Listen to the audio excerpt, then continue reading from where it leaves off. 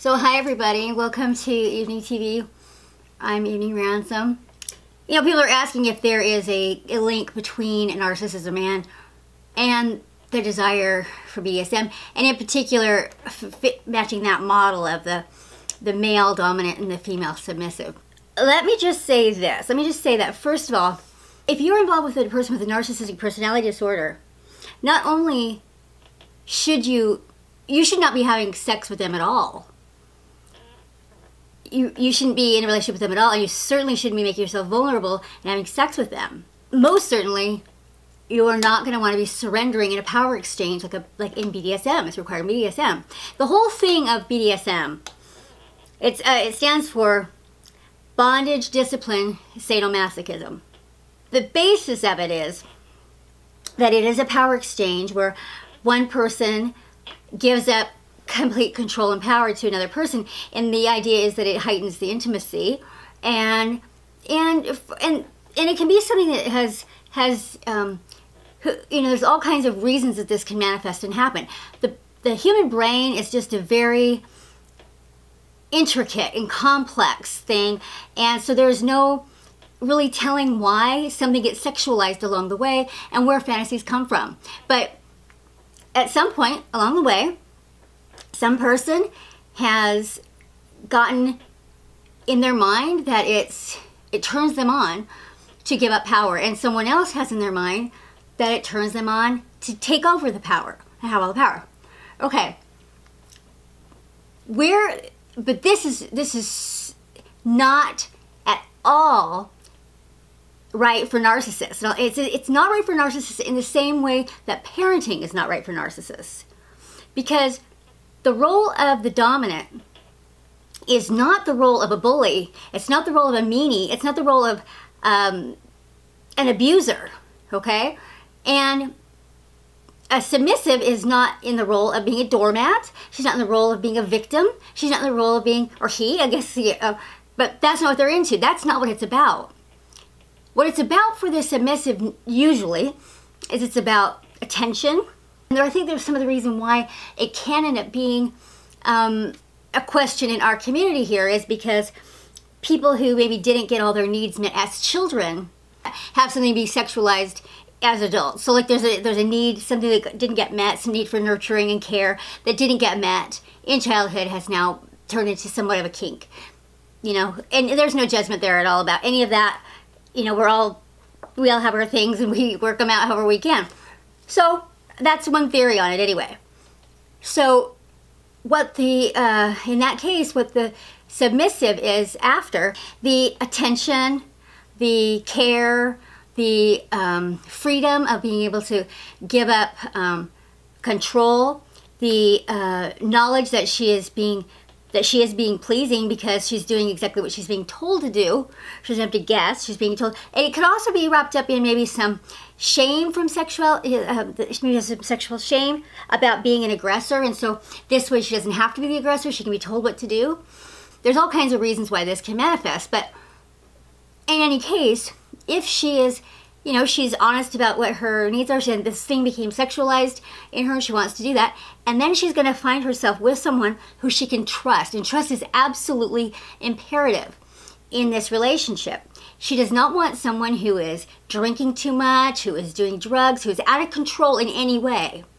And control is really the big thing. She wants to surrender her control to someone who is keeping her safe, and who is capable of controlling the environment, controlling the whole situation, and certainly controlling himself. So none of this is done in any kind of emotional, knee-jerk, dramatic way. There's nothing happening in anger here. There's nothing like that.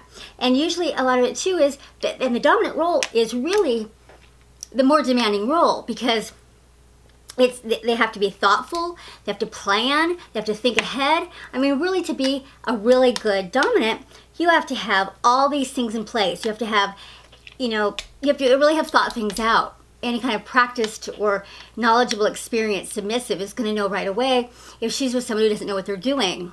You know, he really, being sexually experienced and sexually knowledgeable and knowledgeable about psychology, human psychology, and knowledgeable about this particular person, and is really imperative. So it takes time. It takes planning, and it takes time. If you are with someone who is pushing to do something like this right away, you know you're on the wrong track. If you're with someone who is insisting you do something that you're uncomfortable with, you know you're on the wrong track. If you are with someone who is drinking too much and is showing any kind of temper or anything like that, or is high or stoned or drunk, you're on the wrong track. If this person has ever put you in danger, like drank too much and got behind the wheel and driven too fast with you in the car, that's not the person to do this with, right? So you're wanting to be, basically, you're wanting to be with a person. If this is your thing and this is what you want to do, you want to pick a person who's almost the opposite of a narcissist, right? That's not to say they're going to be very commanding. They're going to be very in control. They're going to have a lot of self-confidence. They're going to be, but they're ultra responsible, ultra thoughtful.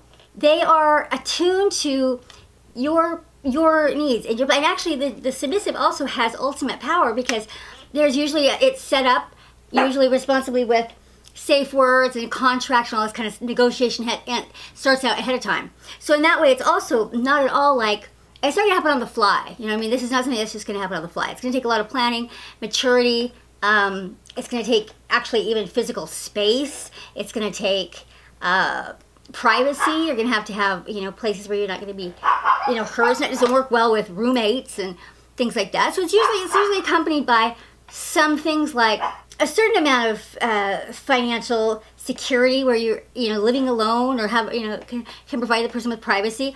If you know, basically, if you get overheard or you get walked in on or anything like that happens, it breaks down the trust for the submissive. So this person really has to have their shit together, you know, to really pull this off. So it just, all in all, it takes entirely too much thoughtfulness about another person's well-being to be something that a narcissist is going to do. And now, but that's not to say that the whole movement, the whole fetish doesn't draw narcissists, because it does.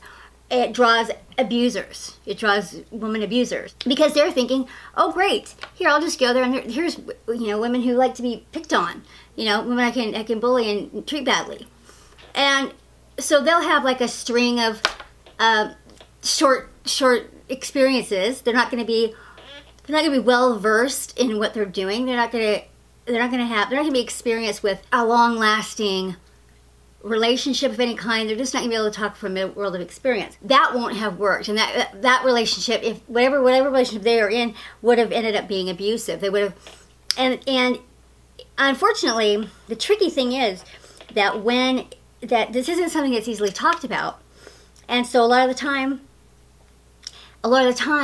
how a person's gonna have to find out is by experience, and so you could end up, you know, very easily getting abused. Although the good part is that if that were to happen once, you're gonna know and you're not gonna go back. Hopefully you know better about that. But you know, but there still is that once. Well, in the case of the question that I was asked, it was that they had just sort of a regular sex life, and then he started acting like he was bored with her, and so he started bringing up that he wanted to start trying some things. And he was sort of shaming her for not wanting to go along with it and calling her boring and this and that and the other thing. And then she complied, and he got drunk and was just, you know, verbally and physically abusive. And then afterwards he shamed her. And then the relationship ended up failing anyway. So now she's just absolutely, you know, we know, okay, first of all, heartbreak, relationship breakups are really tough, right? That's really tough. A relationship, a narcissistic relationship, is 10 times as bad because of the way that it was all handled. The love bombing, the addiction, and then the discard and the brutal way that it was handled.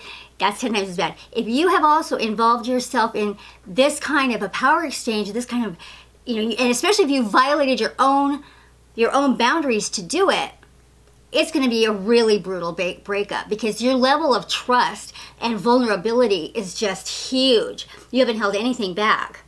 And so, you know, that's something to be, you know, really, really careful with. So when it comes to narcissism and BDSM, what I can say is this, is that, first of all, assuming that if you know you're with a narcissist, don't have sex with them at all. You should be figuring out how to get out of there.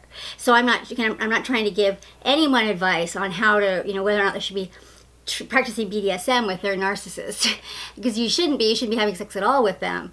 It's not a safe place to be. And as far as figuring out if they are a narcissist, all the other regular tests to do would be in place. And so you definitely always have to take this very, very slowly. For narcissists to sort of sell one thing, you know, it was fine until we got married, and then he started saying I was boring.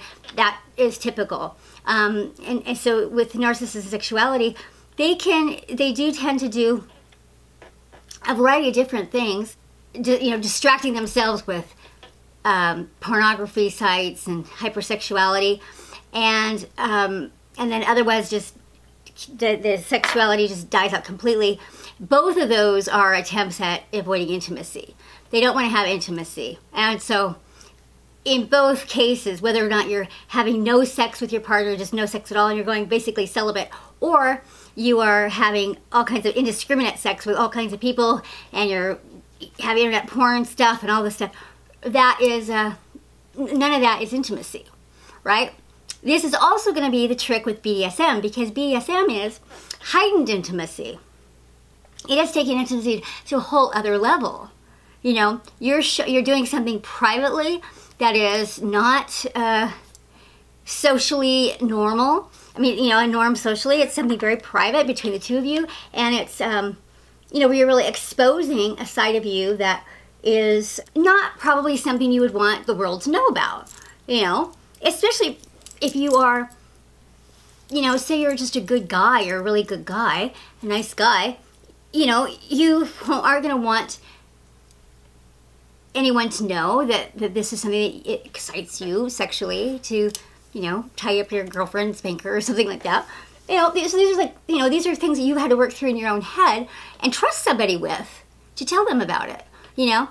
And so that's a lot of intimacy. That is not something that a narcissist is going to do. A narcissist will use BDSM, or what they are calling BDSM, which really is just abuse. They will use it as another way of avoiding intimacy. So instead of building intimacy, they're going to use it to avoid intimacy. And it is tricky because there are a lot of fake dominants out there. There are a lot of fakes out there that really are just people that are sadistic and abusive. And we do know that narcissism and sadism do go together. There are a lot of just really mean narcissists who just want to be mean to people. And so they are out there. They are definitely out there acting like they're dominants. And so you need to be very careful.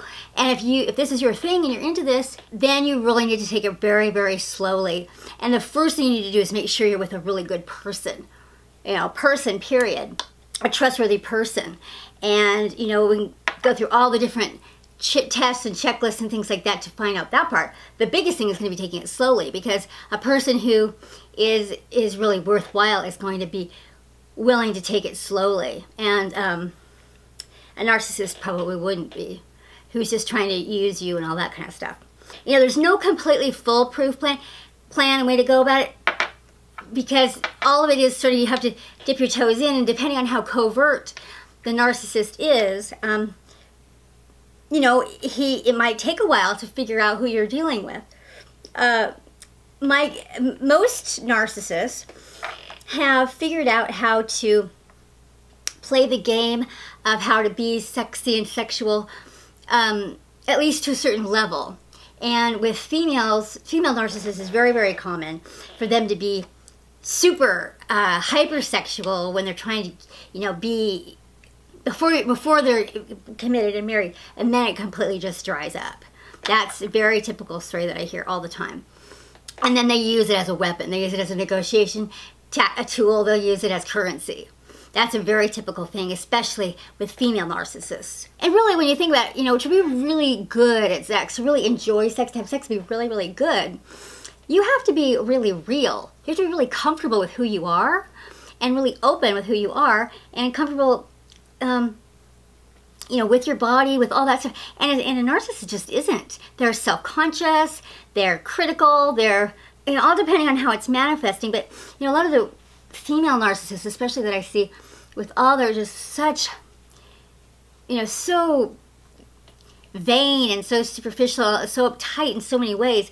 It just, they just don't even seem like they could be sexual beings, really, in a lot of ways. They just don't seem that real. Sex with a narcissist is a bad idea, period. BDSM with a narcissist is not going to be real BDSM. It's going to be abuse, and therefore it's also a bad idea. And then the third point is that if this is your thing, if you're into BDSM, if you're submissive and you're into BDSM, you probably are into someone who comes off as very in control and commanding and all of that. And that can a lot of times look like a narcissist, or a narcissist can look like that. So it's going to take some time. So you just have to be very careful with who you're selecting and taking things slowly. Because up close and up front, they can look a lot the same. And so it's going to be up to you to be really careful and listen to yourself, and really listen to your intuition. Because if you are a submissive, you're kind of experienced submissive in any way, you're going to have an intuition about this, because there is something in you that is going to be able to feel out who's safe and who isn't safe. And so listen to that. Don't override that if you're getting the feeling that somebody isn't safe to even disclose any of your fantasies to, let alone act any of them out. And definitely do not let anyone pressure you to do something you're uncomfortable with. If something is violating your boundaries, do not do it. And if you're getting into some place where there is something that's a little uncomfortable pushing up against your boundaries, that should be well into an established relationship. That should be well into it with lots of successes and lots of happiness and lots of good stuff already established in a foundation. I'm not trying to say that no one should grow and expand and, you know, expand their repertoire and all that stuff. But we do have to push up against our comfort zone now and then to get, you know, to go on and grow bigger and try new things. And there's, you know, we shall be trying new things. There's no problem with that. But if something's a real serious violation of you, don't do it. And if this person has ever shown any tendencies to tease you, use your weaknesses against you, use your vulnerabilities against you, shame you in any way, don't do it. The person that you choose to do something like this with needs to be very, very, very safe and trustworthy. And really do think a lot of the ways about parenting. Like, a person who is able to be a good dominant would be the same kind of person who would make a good father or a good mother, because they're going to be thoughtful and deliberate, and they aren't going to be acting out in rages of anger. They aren't going to be getting drunk and flying off the handle. They aren't going to be walking out on you, abandoning you, dumping you, leaving you high and dry. They aren't going to be, you know, there's not going to be a lot of that volatility. They're going to be thoughtful. They're going to care about your well-being. They're going to take care of you, and that's really what it's all about for the submissive. The submissive, like I said, what the whole thing is about for them is the freedom to give up control, to know that they are being lavished with attention, adored, that they know that they're pleasing their partner because they're doing exactly what their partner was asking them to do. And so really that's what it's about. So if it turns into some kind of abuse where they're just beating you down, and, you know, that's not going to be pleasing to you anyway. So the good news is, hopefully, is that if something were to go bad, it's not going to go bad more than once. Because you're going to know if someone abuses you in that scenario, you don't ever want to do it again. That's for sure. But you should be able to have enough of these clues and stuff to not even have it happen once. You know, make sure that you're with somebody really, really safe. And but they are there. They are there. So this person who wrote me this question, it was a good sixth sense to know that, yeah, there are a lot of abusers that are posing as dominants and looking for women that they can abuse, not women they can take care of and nurture and have this intimate this intimate interaction with. So, okay, thanks a lot, you guys. Please subscribe, and I will talk with you later. All right, bye-bye.